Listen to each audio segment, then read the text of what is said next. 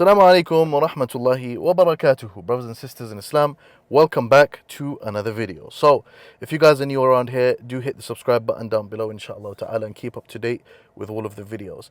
In this video, I want to quickly discuss some of the recent events that have been taking place in the Middle East. Iran, Hezbollah, Gaza, Israel, everything that's been going on. Since the last time we discussed Israel, the Israel-Palestine conflict on this channel, many things have happened. Between Hezbollah, Israel, the killing of Hassan Nasrallah. There are a lot of tensions right now happening in the region.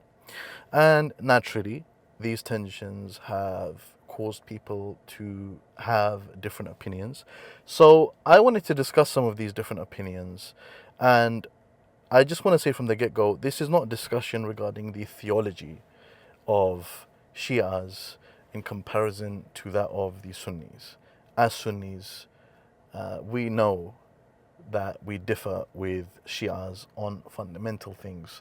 As Sunnis, we believe that they have very problematic beliefs within them, kufriyat within them, etc. This is not a video about that topic, okay? We are doing geopolitical analysis in this video. We are just thinking about certain things, okay? And proposing certain things perhaps. Okay, let's get into it. Within the Sunni community, there seems to be two views that have become very prominent, especially on X, that have been given a lot of focus and attention. And both of these views don't seem to be mixing with each other. One of the views is the following. Iranian-backed militias, Hezbollah, etc., the atrocities that they carried out on our brothers and sisters in Syria was terrible. They back the Assad regime. La'natullahi alayhi. They backed the Assad regime. They really done a lot of damage in Syria. They killed, people and this and all of the things that happened, subhanallah. Okay? We have people in Syria that are celebrating at the death of Hassan Nasrallah. And within this group, they would probably cite historical evidences of Shias not siding with Sunnis, of Shias going against the Muslim community in history, even at the time of Shaykh al-Islam ibn Taymiyyah, how he even joined one of the Mamluk expeditions to suppress the Shias at Kisrawan, who had sided with the Mongols and the Crusaders against the Mamluks. So they would probably cite, events like this and say these people don't have our best interests at hand. Then there is the other group. There is the other, perspective, which is, okay, we don't theologically agree with the Shias. We don't agree with them. We don't agree with Iran on a theological level or Hezbollah on a theological level. But they are the only people opposing Israel. So them being attacked, them being, obliterated, them being, subjected to, losses, etc., affects the Ghazan cause.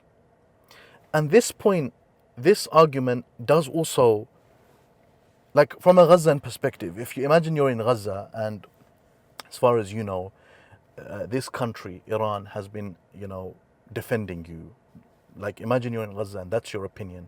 This country has been defending me, etc. And then you see that country being attacked.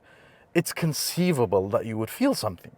It's conceivable that you'd feel something, regardless of their religion.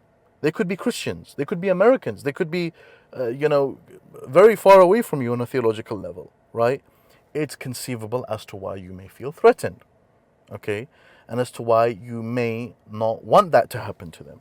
So now, one of the things that I wanted to mention here is that these positions, which seem to have a level of logic behind them, okay, are both, in a way, conceivable positions that some people may have. For example, if you're a Syrian, or if at the forefront of your mind is the Iranian, damage that was perpetrated on Syria, if that's at the forefront of your mind, it's obviously conceivable as to why that would be your position.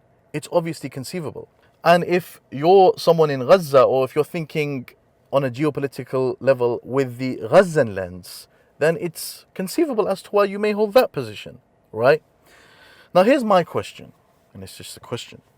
Are both of these views, is it possible to do jam' between these two views? Is it possible to bring these two views together? Which is, because one of the things that I'm getting from some of the interactions I'm seeing is there seems to be a bit of a lack of nuance.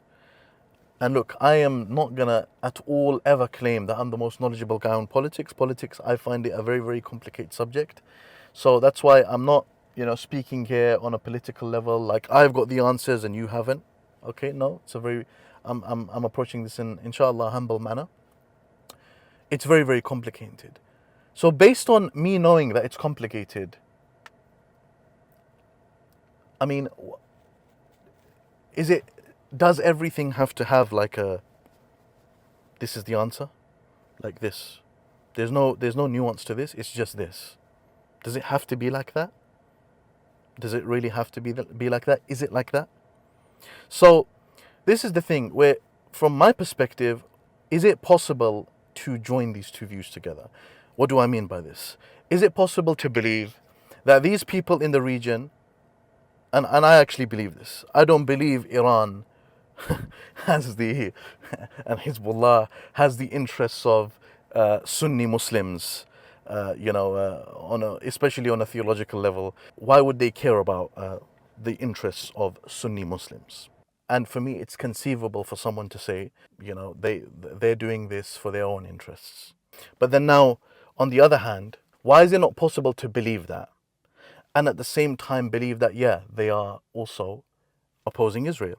They are a group that is opposing Israel in the region, regardless of their reason. They're opposing Israel, regardless of their motivations. They're opposing Israel, okay, and that's something that they're doing. I definitely don't believe that if one view is logical and another view has some logic behind it, that Sunnis should start name calling each other.